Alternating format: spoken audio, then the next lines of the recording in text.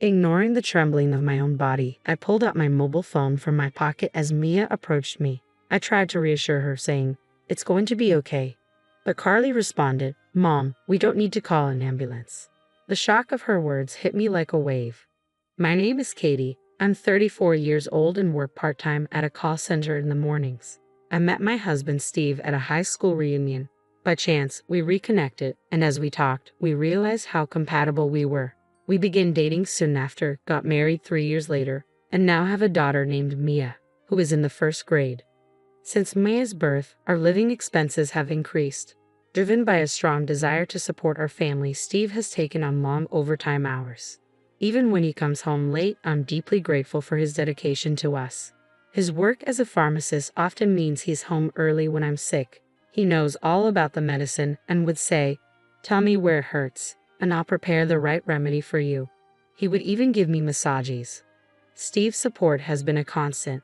When I was down with a cold, Maya would look worried and say, "Mom, I hope you get better soon." Wanting to recover for her sake, I focus on my treatment. Seeing my pained expression, Maya once asked Steve, "Daddy, can you give Mom the usual magic medicine?" Steve understood and handed me some herbal and cold medicines. At home, we called these magic medicine. Even Mia, who usually disliked medicine, would muster the courage to take it. I'd often felt better the next day, thanks to this magic.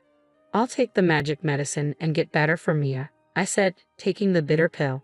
By the next morning, I felt entirely rejuvenated. "Thanks to Mia, I'm all better now," I told her. No, it's thanks to the magic medicine," she replied with a bright smile before heading off to school. "You seem to be feeling much better. I'll head to work now." "Rest up today," Steve said before leaving. Feeling grateful for their concern, I decided to make a lavish dinner that night, hoping it might be mistaken for a special occasion. I began preparing the ingredients. When Maya returned from school around 3, she was ecstatic. "My friends and I were talking about the delicious smell in the air. And it's your cooking, Mom. I can't wait for dinner," she said excitedly and quickly finished her homework. Seeing her happy face made me feel that the extra effort I put into cooking was worth it. As evening approached, I set the table, thinking Steve would be home soon. Maya helped by lining up the drinking glasses. Just then, my cell phone rang. It was Steve. His voice sounded rushed. "I was planning to come home early today, but a coworker has a serious personal issue. I want to treat him to dinner and listen to him, so don't worry about dinner for me tonight." "I'm really sorry," he said quickly before hanging up. I was left wondering if it was truly that urgent. I called out to Mia. "Daddy says he has an important talk with someone from work tonight, so he won't be able to eat dinner with us. It's a pity, but let's just enjoy our meal, just the two of us." Upon hearing this, Maya's face fell. "Daddy's not eating even though you worked so hard to make dinner," she said, trying to hide her sadness. Seeing her disappointment made me genuinely upset, but her understanding helped me cope. "As long as you eat it, Mia, I'm happy. Thank you for being so understanding," I said. "Okay, let's enjoy dinner together then," Maya agreed. We had our meal, washed the dishes, and savored dessert. We spent the evening waiting for Steve, but no matter how long we waited, he didn't come home. I wondered where Daddy was. I had hoped he'd be back for dessert. "I'm worried too, but it's getting late," I said to Mia. "Let's head to bed." Despite our concerns, Steve didn't return that night, and we went to bed. He didn't come home until around 5 o'clock the next morning. I heard the front door open as I was preparing breakfast and packing lunch boxes. I went to the entrance to find Steve there, looking tired. "I'm so sorry," he said immediately. "I missed the last train and had to wait for the first one in the morning. I'm really sorry for not coming home." Seeing how significant the issue with his coworker was, I didn't feel like blaming him. "Why don't you take a shower first?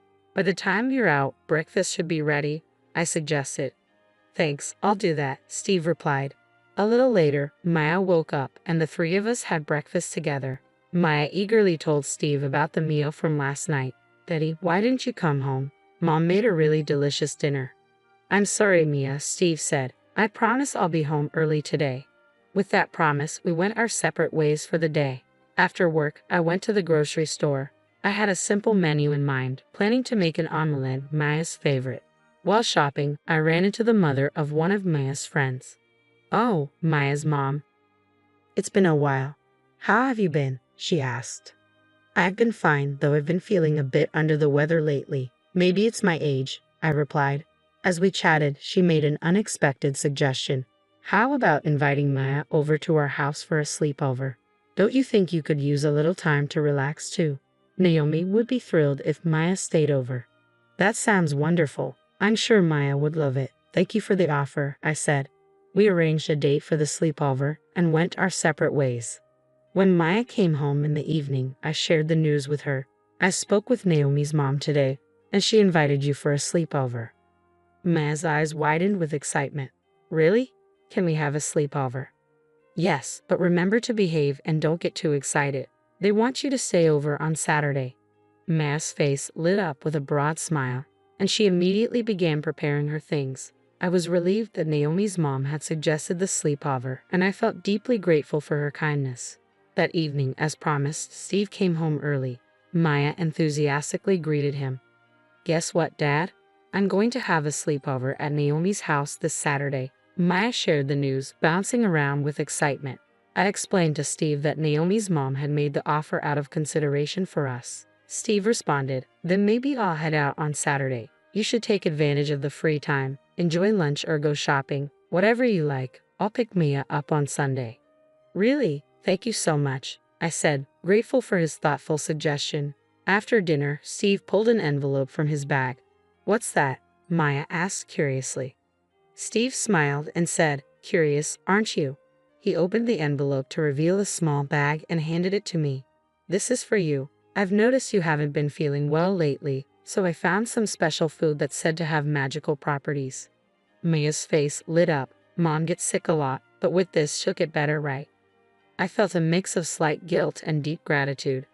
Thank you, Steve. You went out of your way to buy this. It must have been expensive. Your well-being is the top priority, Steve said with a gentle smile.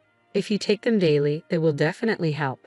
He then apologized. I have to admit, from tomorrow until Friday, work's going to be very busy, and I might come home late. Steve's earnest apology made Maya look a bit upset. I was disappointed as well, but I understood he was doing his best for us. I held back my feelings and comforted Mia. Dad is working hard for us. How about we go to the amusement park next time he has a day off? Maya seemed to understand, and Steve gave me a regretful nod. As it was time for bed, I opened the bag Steve had given me. Inside was something I had never seen before, dark-colored and dried.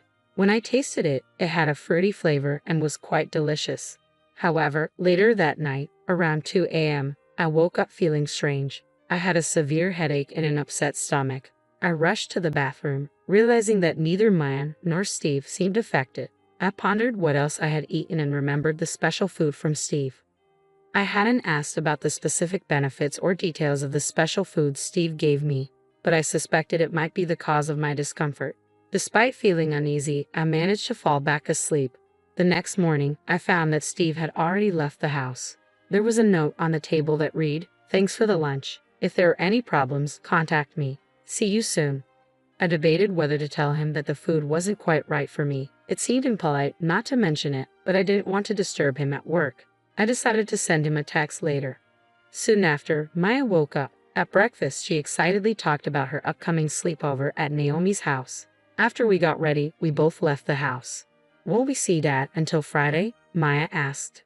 Probably not, I replied. He might come home after you're asleep and leave before you wake up. If you want to talk to him about something, maybe you could write him a letter. Maybe I will, Maya said as we went our separate ways to school and work. When I arrived at the office and started preparing for the day, I received a message from Steve. Remember to eat it daily. Consistency is key. I replied, asking about the effects of the food. Steve's response came later in the evening. It's packed with nutrients. Don't worry, it's not harmful. Maybe my frail body overreacted. Though he assured me it was safe, the memory of last night's symptoms made me uneasy about eating it again. Even though it seemed wasteful, I decided not to eat the food Steve had given me. Instead, I resolved to find supplements and healthy foods that suited me better. This morning, on a whim, I used the special food to prepare Steve's lunch. I hoped it would help him stay healthy during his busy days and also avoid wasting the ingredients. Days passed, and there was no change in Steve's condition. He continued his work as usual, which relieved me. It seemed I was the only one who had a reaction. Finally, Saturday arrived. Maya left for her sleepover at Naomi's, picked up by Naomi's mom. Steve went out early for a golf day at a distant resort. I spent a relaxing day shopping, dining out, and unwinding. Every now and then, I received emails from Naomi's mom with updates on Mia. The photos showed Mia and Naomi happily making sweets together. Then came Sunday. I received a message from Steve saying he'd be coming back after watching a new movie with Mia. While I felt a twinge of guilt, I was grateful for Steve's thoughtfulness. They returned home before it got dark, but Maya's usual smile was absent. She seemed subdued, possibly sad to say goodbye to Naomi. Steve remarked, "I think she was having a hard time parting with Naomi." Listening to him, I was reminded of my own childhood. Saying goodbye to friends after special times was always tough. Maya must have really enjoyed her time with Naomi. "How about we invite Naomi over next time?" I suggested to Mia, hoping to lift her spirits and give Naomi's mom a chance to spend more time with her. Maya gave an awkward smile and nodded. As I started preparing dinner with Maya's help, Steve mentioned he was going to take a shower and left the living room. The moment he was out of sight, Maya gently tugged on my sleeve. Just as I was about to ask her what was wrong, a loud crash came from the bathroom. I rushed over and the sight that met me made me scream. Steve was lying on the floor, unmoving. I grabbed my cell phone, trying to steady my trembling hands. With Mia by my side, I attempted to reassure her. "Everything will be okay," I said, but she interrupted with, "Mom, you don't need to call an ambulance." I was shocked by her words and asked, "Why not?" "Because Dad did something bad and he's being punished," she replied. I struggled to understand her meaning, but my priority was to help Steve. I told Mia we'd talk later and immediately call for an ambulance. Thankfully, the quick response meant Steve's life was not in danger, though he had not regained consciousness. Once it was decided that Steve would need to be hospitalized, I made plans to head to the hospital. I thanked everyone who had helped and then left the hospital with Mia. Once we were home, I finally had a chance to ask her about her earlier comments. "Maya, can you explain what you meant earlier?" I asked. She nodded and began, "Naomi told me something during our sleepover." Maya continued, explaining that recently, around bedtime, Naomi had noticed Steve walking in front of their house. Maya seemed puzzled and said, "But isn't that around 9:00 p.m.? I thought Dad worked a bit later, so it must have been someone else."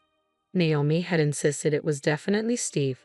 They decided to keep an eye out that night. When bedtime came, Naomi left the room to use the bathroom, and Maya saw someone passing by their house.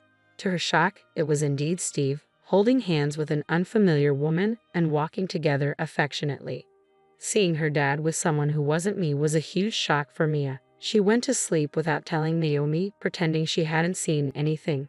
The next day, when Steve came to pick up Mia, she couldn't muster a smile, still preoccupied by the previous night's events. Later, when Steve took her to a movie, he mentioned, "Oops, I accidentally bought a ticket for Mom too." Maya forced a smile, trying to ignore his comment. Throughout the movie, Steve seemed distant, giving only half-hearted replies to Mia's attempts to engage him. She overheard him whispering to the strange woman, "Hey, my daughter is right next to us." The woman replied, "It's fine. Eventually she'll be my daughter too. Aren't you happy, Mia? I'm prettier than your mom."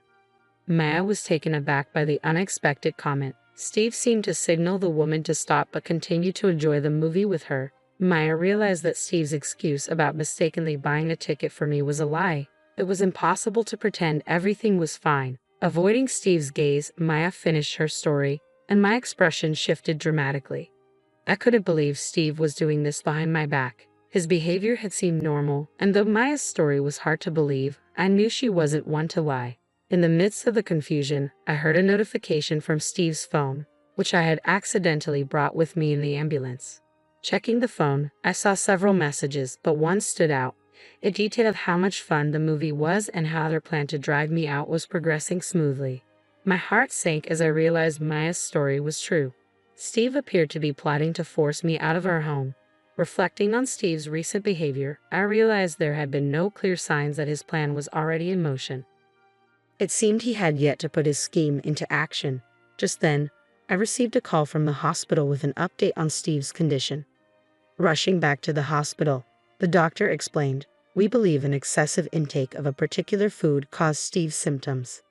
While he is generally healthy, consuming too much of this substance led to his headaches, stomach issues, and dizziness. Do you know anything about this?" Understanding dawned on me. It seemed that Steve and the woman had been deliberately trying to harm my health by giving me harmful ingredients in large amounts. Their frequent late nights and claims of working overtime were likely lies to cover up their meetings. My anger grew as I pieced together Steve's malicious actions.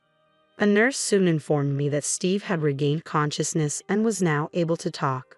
With my emotions steadied, I prepared to confront the truth. I decided to visit Steve's hospital room. Thankfully, my parents' home was only a 20-minute drive from the hospital, so I left Mia with my mother, saying, "Mommy needs to have an important talk with Daddy. Stay with Grandma while we talk, okay?" Mia, though silent, seemed to understand the gravity of the situation. Her young face betrayed a mix of concern and maturity, which only deepened my feelings of guilt for involving her in this mess. My anger towards Steve for his betrayal, especially in front of our daughter, was overwhelming. Standing outside Steve's hospital room, I tried to steady my nerves. Just before knocking, I overheard voices through the door and saw an unfamiliar woman through the window. Curiosity got the better of me, and I cracked the door open slightly to listen. "Even after you collapse, your wife hasn't shown up. How cold-hearted can she be?" One voice sneered. "You should just get a divorce," the woman responded. "She's still around, isn't she? Stubborn." The conversation confirmed my worst fears. This woman was clearly involved in Steve's scheme. Unable to contain my anger, I knocked loudly and swung the door open. Steve and the woman turned to look at me, startled. "Did I interrupt something?" I asked, my voice cold. Their faces went pale. The woman, who had been seated, quickly stood up, attempting to hide her shock. "Oh, you're his wife, right? I'm just a colleague from his office. I'll be on my way now," she said, trying to leave. I wasn't about to let her go that easily. I blocked her path. "Since you've taken the time to visit, why don't you stay a while?" I said with a forced smile. Her uncertainty was palpable. "Yeah, why not stay a bit longer?" I pressed, the tension in the room thickening. Steve tried to play it cool but failed to hide his discomfort. My voice trembled slightly, betraying the intensity of the situation. The woman flinched at the smallest movement from me. I decided not to drag this out and got straight to the point. "You're having an affair with her, aren't you?" Caught off guard, Steve responded quickly. "What are you talking about? That's not true. She's just a coworker." "Really?" I retorted. "So, you're watching movies with just a coworker, bringing our daughter along, and joking about her becoming your future wife?" Neither Steve nor the woman could respond. They looked down in shame. I pressed on. "And that food I got from you, I tried it, even though I suspected it might not be right for me. I ended up using it in your lunch." Steve's calm demeanor shattered. He shouted, "Why would you do that? Is that why I passed out?" "Really? I had no idea it was that dangerous," I replied. "You said it was good and healthy. I just wanted to give you a boost." "Well, it looks like your plan to hospitalize me backfired," I said with a smirk. "I bet you didn't expect it to be in your own lunch, did you?" Steve was left speechless, his expression a mix of devastation and disbelief. I turned to the woman and said, "So, you're the one who seduced a married man, aren't you? Don't think you're blameless in this situation. Expect some kind of revenge from me." I glared at her, and she faltered, stepping back. "Why should I?" Steve approached me first. He said he needed comfort. "I'm a victim too," she stammered. "Oh, really?" I responded sharply. "So, you're saying he initiated everything? In that case, can we see your messages with him? If you're truly the victim, there wouldn't be any explicit advances from you, right?" The woman hesitated, clearly realizing her scheme had unraveled. Her tone shifted abruptly. "I'm sorry. I apologize. Please just forgive me this once." "No matter how much you apologize, I can't forgive this," I said, my voice steady. I turned and walked out, leaving the two of them pale and tearful. I returned to my parents' house where Maya was waiting. "Welcome back. Maya's been such a good girl. Thank you for taking care of her on such short notice," my mother said warmly. I took a deep breath and explained, "I'm planning on divorcing Steve. Is it alright if we stay here for a while?"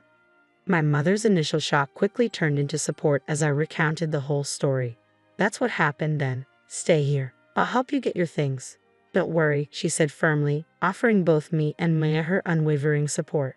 Her kindness touched me deeply, and tears welled up in my eyes. I carefully explained the situation to Mia. "Daddy was close with someone else besides Mommy, and I don't like him anymore. I'd rather stay here with Grandma."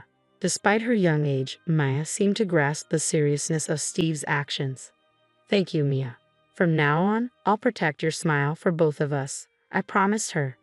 Later, when my father returned from work, we went to the house we had shared with Steve. We quickly packed up our things and left.